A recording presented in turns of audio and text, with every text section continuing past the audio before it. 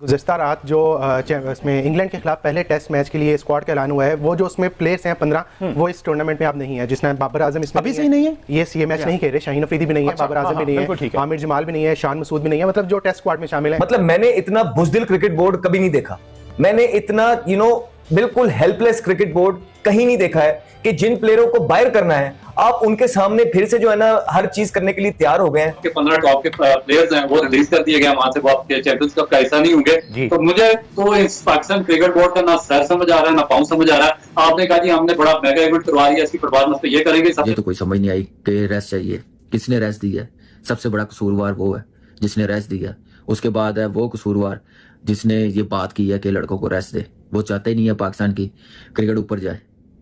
ये तो मेरे ख्याल से अपना सिस्टम जीरो पे लेके जा रहे हैं। कल जो आपने भी कहा बड़ा खूबसूरत जुमला है कि अब पीछे जो आपका नाम लिखा है उसके लिए ना खेलें, आगे जो नाम लिखा है पाकिस्तान उसके लिए खेलें। तो ये आज पता चला है इनको, इसको तो इस पे तो पनिश होना चाहिए कि कहां से इत्तेहाद टूटा। आपने देखा होगा कि फैसलाबाद का जो इकबाल स्टेडियम है वो तकरीबन इस वक्त खाली नजर आ रहा है, क्योंकि जब आपने सुपरस्टार्स को नहीं खिलाना तो फिर क्या वजह होगी कि लोग जो है वो मैच देखने के लिए आए। तो यकीनन ये एक बहुत बड़ा क्वेश्चन मार्क है। लेकिन यहाँ पर यह भी देखना होगा कि जो गैर मुल्की कोचेज हैं, जेसन गिलिस्पी और गैरी क्रिस्टन, जेसन गिलिस्पी चूंकि रेड बॉल टीम को देखते हैं तो जेसन गिलिस्पी ने ही मेरा ख्याल है कि ये एडवाइस किया है कि लगता है कि आप लोग कोई ऐसी चीजें हैं जो प्लेयरों से आप डरते हैं, या आप इंसाफ नहीं कर रहे अपनी जॉब के साथ, इस पाकिस्तान की क्रिकेट के साथ नहीं कर रहे। विराट कोहली को भी आराम दिया गया, रोहित शर्मा को भी आराम दिया गया, राहुल द्रविड़ को भी आराम दिया गया, माजी में पाकिस्तान के कई प्लेयर्स को आराम दिया गया जब उनकी फॉर्म खराब थी।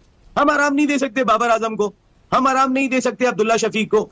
हम खेलेंगे ही उन्हीं के साथ। क्या हमारे ये 25 करोड़ की आबादी है यार, ये 16 लोगों की टीम है। हम आपको पहले भी बोलते रहे हैं आवाम को कि ये सब झूठ है, ये सब रिबटल्स है। हमने आपको कैटेगोरिकली सारा बताया था कि एक चीज को छुपाने के लिए ये दूसरी चीज मंजरे आम पे ले आते हैं। सिर्फ वर्ल्ड कप के बाद 8 दिन क्रिकेट खेले हैं, 8 दिन बांग्लादेश के साथ, तो बांग्लादेश चपेड़े मार के चला गया।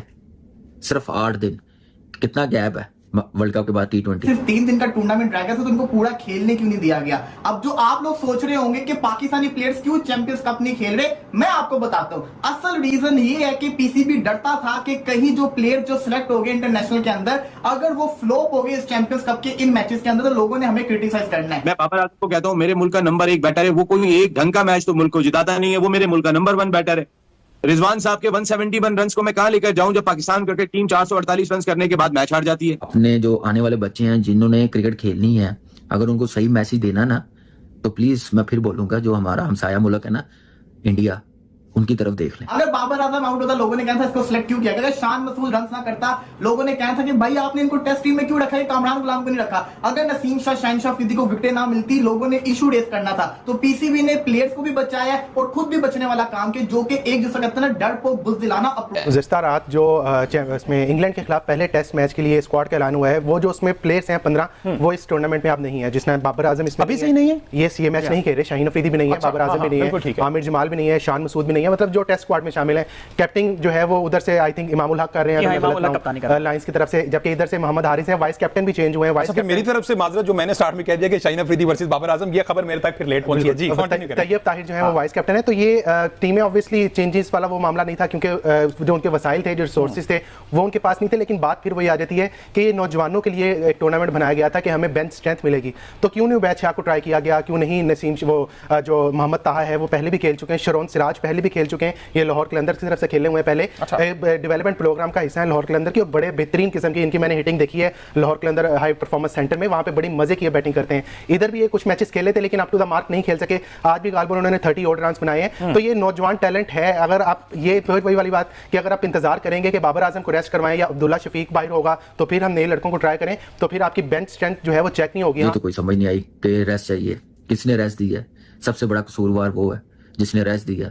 उसके बाद है वो कसूरवार जिसने ये बात की है कि लड़कों को रेस्ट दे। वो चाहते ही नहीं है पाकिस्तान की क्रिकेट ऊपर जाए। ये तो मेरे ख्याल से अपना सिस्टम जीरो पे लेके जा रहे हैं कि अपने सिस्टम को स्ट्रॉन्ग नहीं कर रहे, अपनी वैल्यू नहीं बना रहे इस सिस्टम की।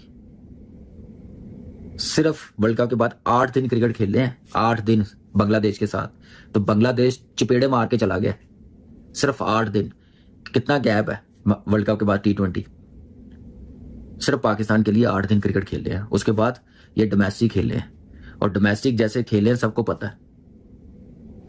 अपनी सारी कमिटमेंट लंदन में जाके जो काउंटी क्रिकेट हुई है या लीग क्रिकेट हुई है बांग्लादेश में या ग्लोबल लीग, तो वहां पे भी कह देते हमें रेस्ट देते, अभी हम लोग वर्ल्ड कप खेल के आए हैं। वहां पे तो नहीं कहेंगे अगर उन्होंने कहा है लड़कों ने। तो इस पे तो मैं कहता हूं कि फौरन पीसीबी को चाहिए था, चलो जी बैग उठाए घर जाए। बाबर तो कैप्टन नहीं है टेस्ट के। विराट कोहली को भी आराम दिया गया, रोहित शर्मा को भी आराम दिया गया, राहुल द्रविड़ को भी आराम दिया गया। माजी में पाकिस्तान के कई प्लेयर्स को आराम दिया गया जब उनकी फॉर्म खराब थी।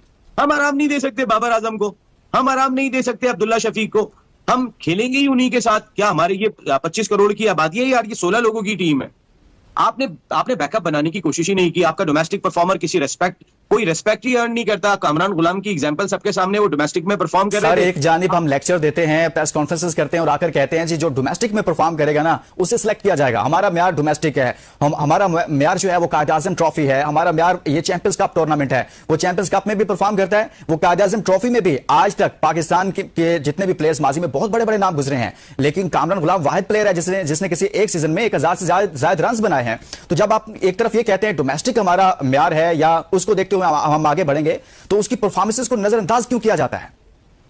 देखिए, माजी में बड़े डोमेस्टिक के परफॉर्मर्स थे। मुझे याद है सईद बिन नासिर बहुत बड़ा प्लेयर था और कई सारे ऐसे प्लेयर थे। वो जगह इसलिए नहीं बना सके कि पाकिस्तान टीम इतनी मजबूत हुआ करती थी कि लोग अपनी प्लेस नहीं छोड़